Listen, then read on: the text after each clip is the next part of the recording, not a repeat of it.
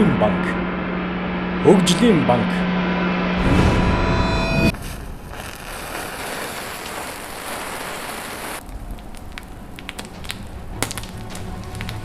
Нэг л гадуутай нэвтрүүлгийн минь үргэлжилээ. Монгол Ардын намын дарга Мие гомбын их бол тэргүүтэй хүмүүсийн зохиож, төрийн албанд хэрэгжүүлсэн 60 тэрбумын схемийн хүрээнд Төрийн банкны захирлуудын цалин болон 2017 оны ерөнхийлөгчийн сонгуулийн өмнөхөн 20 тэрбум төгрөгийн зээлийг Төрийн банкны зээлийн таазыг хэтрүүлэн байж бүгд найрамд хятад ард улсын хөрөнгө оруулалттай Шинжан Шинфа компанид олгосон болохыг 60 тэрбумын схем Төрийн банк нэвтрүүлэгтээ баримтаар үзүүлсэн. Харин Төрийн банкны энэхүү увайгүй үйлдэл сангийн сайдасан улсын хурлын гишүүн Хөгжлийн даалгавраар хэрэгжижээ. Төрийн банк зээлийн журмаараа бол 5 тэрбум төгрөгнөөс дээших зээлийг олгох ёсгүй. Төрийн банкны төлөөлөн удирдах зөвлөлийн 2013 оны 10 дугаар сарын 21-ний өдрийн 78 тоот тогтоолын хавсралтанд энэ тухай тодорхой заасан байдаг. Тэгвэл Төрийн банк бүгд найрамд хятад ард улсын хөрөнгө оруулалттай Шинжан Шинфа компанид энэ дүрмээ зөрчим 20 тэрбум төгрөгийн зээлийг олгочихсон байдаг. Төрийн банкны захирал баяр сайхныг эрх үүргээ хэтрүүлэн тухайн компанид 20 тэрбум төгрөгийн зээл олгохыг тухайн үеийн сангийн сайд, одоогийн сангийн сайдын үүрэг гүйцэтгэгч Хөгжлийн чиглэл өгөн заасан байдаг юм. Энэ бол одоогийн сангийн сайдын үүрэг гүйцэтгэгч Бат тогтохын Хөгжлийн гарын үсэгтэй албан тоо. Төрийн банкыг дүрм журмаа зөрчим зээл олгох чиглэл өгч буй баримт. Албан тоотын огноо 2017 оны 6 дугаар сарын 23-ны өдрийг зааж байна. Энэ бол Монгол улсын ерөнхийлөгчийн сонгуулийн санал хураалт дуусахаас 3 хоногийн өмнөх өдөр юм. Хачирхалтай сангийн сайдаас ил бичиг Төрийн банкнд ирэхээс өмнө Төрийн банкны захирал баяр сайхан сайддаа чиглэл өгөөч гэсэн албан бичгийг мөн энэ өдрөөр огноолж явуулсан. Хариу чиглэл мөн энэ өдрөө л ирсэн. Зээл мөн энэ өдрөө гарсан байдаг. Банкны захирал сайд руугаа бичиг явуулаад, сайд нь тэр дороо хариу явуулаад, мөн л тэр дороо 20 тэрбумын зээлийг гаргачихдаг. Зээл олголт бичиг сачгийн хариу ганцхан өдрийн дотор бүтсэн гэхээр Шинжан Шинфа ямар зангарахтай компани болох нь тодорхой харагдана. Сангийн сайд Хөгжлийн ийм хурдан дүндэн буулгаж Төрийн банк бажиг авахыг бодоход 20 тэрбум төгрөг хаашаа орсон сонирхол татна. Таны сангийн сайдад явуулсан бичиг бол 6 сарын 23-ны өдөр явуулсан. Сангийн сайд Хөгжлийнхээс хариу бичиг 6 сарын 23-нд ирсэн. Шинжан Шинфа компанид зээлийг 6 сарын 23-нд гаргасан. Танай банкаар ингэж зээл ийм хурдан гардаггүй. Шинжан Шинфа гэдэг компани бол өмнө нь нөгөө Хөгжлийн банкнаас бас зээл өсөж ирсэн юм байлаа. Өөр өмнө 2-4-5 сард. Тэгээ бас Хөгжлийн банк ч өөр их өсрөг байлаа шүү дээ. Тэгээ Хөгжлийн банкны зүгээс бас манайд та нар энийг гаргах болцоо байна уу? Ингээл төсвийн орлогоор батлаачсан ийм зээл юм а гэдэг асуудал ирсэн. Гэхдээ манайх 5-аас илүү болдгоо маа. Тэгээ та нар арилжааны банк бол бидний хувьд ч гэсэн арилжааны банк өөрөө за иргэдээс 15-6% хувьтай хадгаламж татчихад за энэ татсан мөнгөөрөө бизнесийн зээл олгож ашиг хийхгүй бол энийг дараа суугаад байвал одоо ашиггүй шүү дээ. Тэр утгаар нь бид нар сангийн яамд хандсан. Хандсан асуудал нь 23 биш шүү дээ. Бүр өмнө хандсан байсан асуудал байхгүй зээл өссөн материал. Тэгэл яг хуу материал нь тийм таны чиглэл үлссэн тухай сангийн сайдад хаягдсан бичиг ч юм бол 6 сарын 23-ны огноо зааж байгаа. Ер нь бол их хурдтай шийдсэн. Сангийн яамд ч өөрөө юу яадаг шүү дээ. Манай асуудал маш хурдан шийддэг шүү дээ. Одоо бид өнөөдөр асуудал тавилаа гэхэд л ороо шийдчихдэг. Нөгөө тийм туудсан бэлэн байж байгаа. Туудсан дартаа шууд харьцаал тэгээд шууд яваал өгчдөг. Цензургүй сурвалжлага үннийг хайр. Үнний эрэлт цензургүй сурвалжлага. Аливаа аж ахуй нэгж санхүүгийн тайлангаа жилд 2 удаа гаргадаг. Шинжан Шинфа компани 2017 оны 2 дугаар улирлын санхүүгийн тайлан одоо миний гарт байна. 2017 оны 1 сарын 1-ээс 6 дугаар сарын 30-ны хүртэлх энэхүү санхүүгийн тайландаа Төрийн банкнаас авсан зээлээ огтхон ч тусгаагүй байгаа. Гэхдээ 2017 оны сүүлчийн улирлын санхүүгийн тайландаа авсан 20 тэрбум төгрөгийн зээлээ тусгана гэдэгт найдаж байна. 20 тэрбум төгрөгийн зээл авчгаад санхүүгийн тайландаа тусгаагүй юм байж. Харин энэ компани юу барьцаасан нь анхаарал татаж байна. Бидэнд байгаа мэдээллээр зарим нэг үйл хөдлөлийг концессийн гэрээтэй барьцаасан. Барьцаа гэдэг маань зарж болох эд зүйлийг барьцаа гэдэг. Харин концесс бол төрийн ажлыг хувийн аж ахуй нэгж хийж гүйцэтгснийхээ дараа төрөөс мөнгөө нэхэн авахыг хэлнэ. Тэгэхээр концесс гэдэг бол өөр юм. Гэхдээ энэ бүхнийг үл нуршаад Шинжаан Шинфа Монгол Улсын засгийн газартаа байгуулсан гэрээний үнийн дүн бол 67 сая доллар буюу 163 тэрбум төгрөгийн гэрээ. Харин энэ концессийн гэрээний дагуу ажил огт хийгдээгүй. Огт хийгдээгүй ажлаа хийн хэмээн банкнд барьцаалж болох уу? Хэрв ингэсэн бол хууль зөрчсөн болж таарна. Ингээд Шинжаан Шинфа компани 2017 оны 4-р сарын 12-ны өдөр Монгол Улсын засгийн газартаа байгуулсан концессийн гэрээг одоо танилцуулъя. Монгол Улсын засгийн газар Шинжаан Шинфа компанитай байгуулсан концессийн гэрээг та одоо харж байна. Дашин чилэнгээс орхны гүүр чиглэлийн замаас Өлзийд сумаас мөрөн тариалан чиглэлийн замын төгсгөлийг холбох 120 км хатуу хужилтай замыг барих шилжүүлэх гэрээ юм. Энэ замыг барих ажил 67 сая 907 мянган Америк доллар буюу 163 тэрбум төгрөгөөр үнэлэгдэнэ. Гэхдээ энэ концессийн гэрээ бол анхнаасаа хууль зөрчин байгуулагдсан гэдгийг эрх барьж буй Монгол Ардын намын нөлөө гишүүд аль хэдийнэ дүгнсэн байдаг. Засгийн газрын хэрэгжих газрын сайдын үүрэг гүйцэтгэгч Мөнх Бат, Хөдөлмөр нийгмийн хамгааллын сайдын үүрэг гүйцэтгэгч Номтой Баяр, сангийн сайдын үүрэг гүйцэтгэгч Чойжл Сүрэн, хууль зүйн дотоод хэргийн сайдын үүрэг гүйцэтгэгч Бямб Цогт нарын хууль зөрчин байж байгуулсан концессийн гэрээнүүдийн нэг Шинжаан Шинфа компани юм. Хуулиа зөрчиж концессийн гэрээ байгуулсан. Тэр гэрээгээ мөрдөж ажиллаа эхлүүлээч үгүй байхад нь түүнийг барьцаалж зээл өгсөн болж таарлаа. Гэхдээ энэ талаар Төрийн банкны ерөнхий захирал Ноён Баяр сайхнаас бид асуусан юм. Энэ Шинжаан Шинфа компани танахаас зээл авахдаа концессийн гэрээ барьцаалсан гэж үнэн үү? Концессийн гэрээтэй хийсэн ажлынх нь санхүүжилтийн төсвөөс хүлээгдэж байгаа. Энэ ажлаа хийсэн. Ямар концессийн гэрээ юм бол та тэрийг яг бүтэн нэрээр нь хэлж хөө. Гэхдээ би одоо тэгээд мэдгүй баахан зам барьцал юм байлээ. Тэгээд төсвөөс авлагдсан. Миний сонссноор бол одоо 86 тэрбум төгрөг төсвөөс авах хэрэгтэй гэж сонссон. Төрийн банкны захирал Ноён Баяр сайхан энэ удаа энэ дүрч шиг боллоо. Тэрээр Шинжаан Шинфа компаниг 2017 оны улсын төсвөөс 86 гаруй тэрбум төгрөгийн концессийн авлагатай түүнийг 2017 оны улсын төсөвт суулгасан байгаа учраас барьцаалсан гэв. Тэгвэл Монгол Улсын 2017 оны төсвийн тухай хуулийн 8 дугаар зүйл зааснаар ердөө 70 тэрбум 933 сая төгрөгийг баталсан байгааг та харж байна. Энэ бол улсын хэмжээнд Монгол Улсын төсвөөс иргэн төлөгдөх ёстой концессийн нийлбэр дүн. Нийт 70 тэрбум 933 сая төгрөгийг баталсан байхад Шинжаан Шинфа компани ганцаархнаа 86 тэрбумыг авна гэдэг юу л бол. Концессийн гэрээнүүдийг батлахдаа улсыг хурлын гишүүдээс нуусан байдгийг эргэн санацгаая. Харамсалтай нь энэ засгийн газар хэдэн сайд нарынхаа төлөө зүтгэсэн. Дарга нарынхаа төлөө зүтгэсэн. Ард түмний төлөө биш. Тэр концесс авдаг орой юу болоо? Тэр өдөр төсвийн байнгын орон дээр нь асуудал сөхөгдсөн л дээ. Эхлээд засгийн газрын нэг гишүүнээс нь асуухад концесс байхгүй хаа гэсэн. 10 минутын дараа нэг концесс байгаа гэсэн. Тэр орой 4 болж хувирсан. Маргааш өглөө 7 хувирсан. Ингэж төрийн ажлыг хийдэг засгийн газар би энэ амьдралдаа үзээгүй. Засгийн газрын тогтоол нь гарсан байхад, концессийг зохиол тогтоол нь гарсан байхад дахиад компаниудад концесс өгнө гэдэг чинь угаасаа тогтоолоо зөрчсөн байгаа зү. Харин концесс засгийн газрын сайдууд нь хувийн компаниа оруулж байгаа ашиг сонирхлын зөрчил буюу дэлхийд conflict of interest-ийн гэдэг тов тодорхой энэ соёлыг эсэргүүцээд байна. Дэлхийн бусад улсад ийм үйлдэл гарвал энэ бол шууд гэмт хэрэг. Юун засгийн газар хоцрох. Ийм тов тодорхой асуудлыг бид нар болзооруулж болохгүй. Энэ концессийн гэрээнүүд энэ Мексикт үндсэн бүх баримтыг хянаж үз. Хянаж үзэхгүй байна. Дарга нар олон байна. Цүнх барьж өгдөг дарга нар олон байна. Энэ урдан доторууд ингээд харж яхад бол багтаж ядсан хүмүүс сууж шít. Энэ бүх Мексикийнхаа үнийг тодорхойлж үз. Энэ бүх концессийнхаа гэрээг хянаж үз.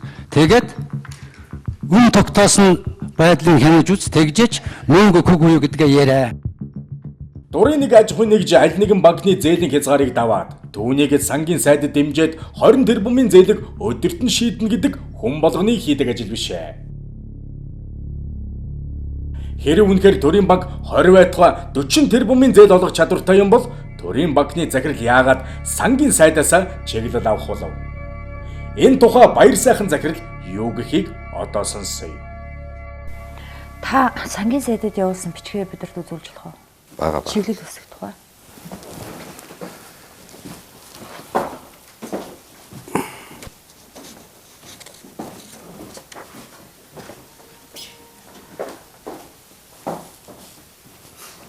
Энэ л байна.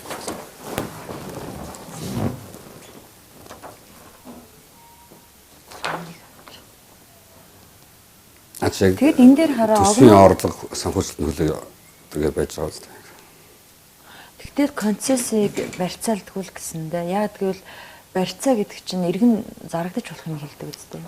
Гэхдээ концессийг барьцаалсан юм биш. Энэ дээр харагдсан нь концессийн гэрээ байгуулсан улсын төсвөөр санхүүжилт олгогдох болон санхүүжилт хүлээгдэж байгаа гэж байна. Одоо санхүүжилт нь улсын төсвөөр шууд хийгдэх байна. Энэ яг та надад заах концессийн одоо барьцаалсан гэрээг үзүүлэхгүй байж болно л доо. Яг он сар өдрийг хэлж өгөөч. Яг одоо хэдэн сарын хэдний өдрийн Монгол Улсын засгийн газартай байгуулсан концесс юм бэ? Тэрийг бид нар барьцаал зээл болгосон гэдгээ хэлж өгч болох уу? Концесс барьцаалсан гэж одоо бас л ингээд нөгөө ойлголтын зураг гараад байна. Би нөгөө хийсэн ажлыг харах гэдэг нь л та. Би тэрийг үзүүлж болно тэр бол. Гэтэ одоо би эндээс чинь нөгөө зээлийн ажилтнаа дуудана, авна үзнэ гэж хэлээд байна шүү дээ бас. За. Би танд харин дараа нь үзүүлчих тэр бол. Би тэр нөгөө нэгэн тийм олон нийтээр ийм асуудал гарч байгаа учраас бүх хувийн нэг хүчлэн бүр хууцгүй ирсэн байхгүй бас. Тийм учраас би бол өөрөө ихтэй байна тэр. Хийсэн ажил гэдэг. Хийсэн ажил. Гарапхийн дагуу төсвөөс мөнгө төлөх ажил байхгүй. Хэдэн он төлөвлөх ажил вэ? Одоо харин төсөв суудсан байна. Одоо энэ 18 оны төсөвт үү? 16 он, 17 оны төсөвт. Тийм үү. Тэгээд танах мөнгө авсан уу? Одоо авах шүү дээ. Бид нар гэрээний хугацаагаар 12 сард авах байхгүй бас. Эдгээр ямар ч асуудалгүй 400 хэдэн сая төгрөгийн хүү төлөөл явж байгаа. 24 мянган хүү хийгээ явчихж байгаа байхгүй. Өнөөдрийн байдлаар 3 сар өнгөрсөн бид 1.2 тэрбум төгрөгийн хүү төлсөн явж байна. Одоо үлдсэн 3 сард нь 6 тэрбумаар нь төлбөрийг хийгээл явж байна. Тэгэхээр үүндээ бол банкнд бол одоо нэгсэндээ 2 сарын дотор 6 сарын дотор 2 гэдэг чинь 2 тэрбумаар 2.5 тэрбум төгрөг ашиг хийж байна. Харин сангийн сайд чойжил сүрэн ердөө энэ үйл явдлаас 6 сарын өмнө буюу 2016 оны 11-р сарын 3-ны өдөр Төрийн банкнд дараах албан тоотыг хөргүүлсэн байдаг. Уг бичигт банкнаас олгох зээлтэй адилхан тооцох актив хөрөнгө баталгаа батлан даалтын дүн 5 тэрбум төгрөгөөс хэтрэхгүй байв. Нэг зээлдэгч болон банкны холбогдох этгээдэд олгох зээлтэй адилхан тооцох актив хөрөнгө баталгаа батлан даалтын нийлбэр дүн 5 тэрбум төгрөг түүнтэй тэнцэх хэмжээний ам доллароос дээш дүнтэй биш байх хэмээн цагаан цаасан дээр хараар бичснийг та бүхэн харж байна. Гэвтэл ердөө 6 сарын дараа тодорхойлбол ерөнхийлөгчийн сонгуулийн санал хураалт болохоос 3 хоногийн өмнө дээрх албан тоотоос тис өөр утга бүхий албан тоотыг Төрийн банкны ерөнхий захирал Баяр сайханд ирүүлсэн байдаг. Монгол Улсын засгийн газартай гэрээ байгуулсан хуулийн этгээдийн санхүүгийн үр ашигтай концессийн төслийн 20 тэрбум төгрөг хүртэлх санхүүжилтийн хүсэлтийг 2016 оны 11-р сарын 3-ны өдрийн албан бичгээр тогтоосон зээлийн хязгаарлалтанд хамааруулахгүйгээр холбогдох дүрм журамд нийцүүлэн судлан үзхийг зөвшөөрч байна. Чойжил сүрэн гэж байна. Чойжил сүрэн гэж байна. Харин санал хураах өдрийн өмнөхөн Монгол Ардын намаас сонгогчдод ихээхэн хэмжээний бэлэн мөнгө тараасныг баримтжуулан авч үлдсэн байдаг. Шинжаан шимпан компани мөнгөний тодорхой хэсэг ингэж зарцуулагдсан байж болох юм. Гэхдээ энэ бол сэтгүүлчин хардах хэрэг. Танай банкн дээр одоо энэ эрх баригч намын дарга нарын сонгуулийн менежерд явж исэн.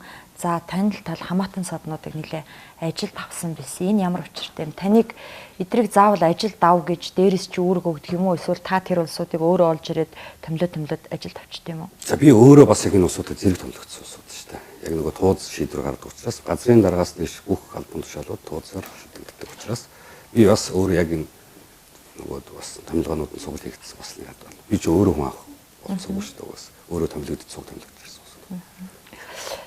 Та энэ нийтдээ бол банкнд бол нэг 15 хүний асуудал захирлын асуудал яригдсан баг. Тэгээ нийт юуны нэг 25%. Бусд мэргэжлийн нэг ч хүнийг бол бид хөдөлгөөгүй. Зүгээр хооронд нь сольсон газар хэлцүүдийн сольсон байсан тийм асуудал бүцээрчлийн өрөнд бол хийгдсэн. Танаа дээр манай нэвтрүүлгийг гарсны дараа танахаас мэдээлэл задруулсан байж болзошгүй ажилтнуудаа олон нэрнгээд нэлээд юм болоод байгаа гэсэн та үнэхээр тийм үүрэг өгсөн юм уу? Ер нь бол энэ банк чинь өөрөөс харилцагчийн нууцлал гэж та одоо альч банк руу та нэг өөр хувийн банк руу ч юм орохгүй гээд мэдээлэл авах гэдэг үзээрэй.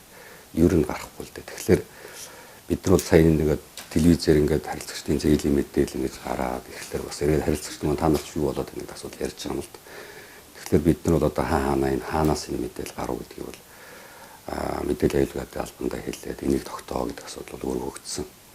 За мэдээж хаанаа бас энэ харуул хамгаалалт аюулгүй байдлын юм харахгүй болох юм байна. Энэ бол бидэрт том сургамж болсон л доо. Бид нар түүнээс биш одоо юу гэдгийг хүний мөөцг байдал тэрийг олоод нэг хактер хариулт тооцох гэсэн юм одоохондоо цаашдынхаа үйл ажиллагаанд бид бас анхаарах хэрэгтэй юм байна л гэж хараад байна.